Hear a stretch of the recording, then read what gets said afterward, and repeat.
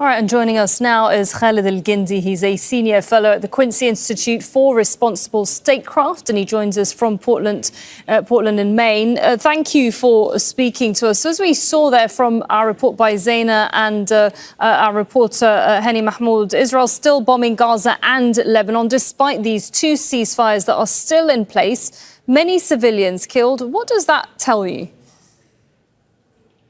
Well, it tells us that Israel has a very different definition of what a ceasefire is than the rest of the world. I mean, we've seen this precedent already established in Lebanon.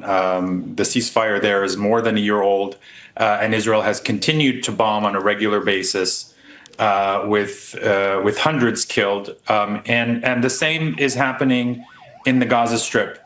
Barely 2 days after the Security Council has codified the ceasefire essentially into international law, Israel seems to be testing both the international community and the limits of that resolution by continuing to bomb in Gaza. And I think this is a real test for the Security Council, for the United States, and for the international community. Are they going to uphold this ceasefire that they've been celebrating now for many weeks? Yeah, and that was actually what I was going to ask you about, is this UN vote on Trump's Gaza, so-called Gaza plan, that's being seen by many as a first step, let's say, towards peace. But how can all of that happen when Israel still continues to have what seems like carte blanche? Right, and I think this is why it's so important to hear from members of the international community, especially the United States, the permanent members of the Security Council, all those who had reservations about the Security Council resolution and the problematic nature of it. They were rationalizing to themselves and to others that at least this will bring an end to the war, and the rest it's something that we can build on. But we don't even have that. We don't have full compliance or even partial compliance by Israel with the terms of the ceasefire. And if the international community, if the United States is not going to act, then essentially what we're going to have is a continuation of the war under the pretext of a ceasefire and peacemaking, when in fact the opposite is the case. So I guess the question is, does it center around terminology, and what can be done to prevent such violations? Because it seems to be happening, certainly in Lebanon, on an almost daily basis.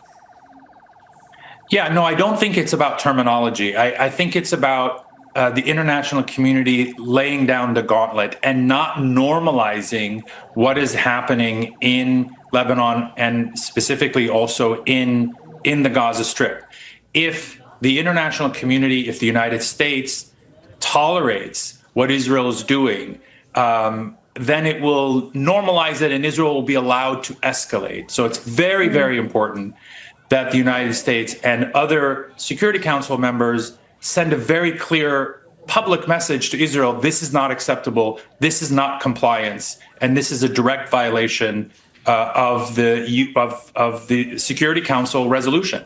And I suppose, Khaled Elgindy, one could argue also that violations when it comes to Israel isn't just the airstrikes. There are many other violations that are happening in terms of Israel maintaining its control, certainly over the Gaza Strip. Oh, exactly. It's maintaining its control in every respect. It continues to demolish buildings on both sides of the so-called yellow line. It continues to conduct airstrikes. It continues to employ snipers to shoot people. It continues to restrict humanitarian aid. The amount of aid that is entering Gaza is only a fraction of what the ceasefire agreement requires. And so in almost every way, Israel is violating the ceasefire, and it's questionable whether the current conditions can even be called a ceasefire. I think this is the test. This is when this is the international community that is being tested. If you're going to insist on a ceasefire being codified in the Security Council, then you have to be prepared to uphold it. OK, thank you very much for your thoughts there. Mr. Khaled Elgindy speaking to us from Portland. Thank you. Don't miss out and get the full picture. Subscribe to Al Jazeera for reliable news and expert insights. Like, share, stay ahead.